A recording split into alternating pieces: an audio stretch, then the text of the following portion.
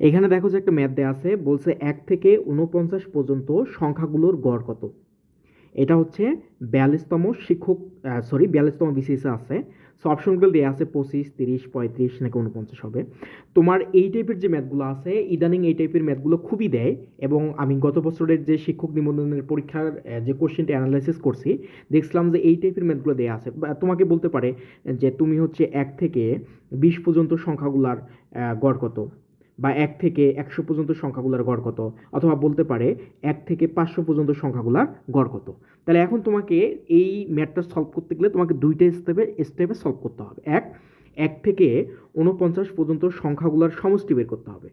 তাহলে আমরা জানি স্বাভাবিক সংখ্যা মানে হচ্ছে ক্রমিক স্বাভাবিক সংখ্যার সমষ্টি বের করার সূত্র হচ্ছে n+1 ডিভাইডেড হচ্ছে 2। তাহলে এখন দেখো এখানে n কত আছে আমাদের 49, 49 বসাও, গুণন 49 যোগ 1, তাহলে কত 50, ভাগ হচ্ছে 2, তাহলে কত হয় দেখো তো। এটা যদি ভাগ করো, কাটাকাটি করো, তাহলে আমাদের আসবে 1225। ঠিক আছে, এটা আসবে কত আমাদের 1225, কারণ 25 দিয়ে কাটো, এটা গুণ করলে হয় 1225। এখন কি বলছে সংখ্যাগুলোর গড় কত, তাহলে আমি সংখ্যাগুলোর সমষ্টি পেয়েছি কত 1225। এখন এখানে সংখ্যা আছে মোট কয়টা, 49টা আছে না এখানে সংখ্যা। তাহলে এখন আমি কি করব, এই 1225কে আমি 49 দিয়ে ভাগ দেবো।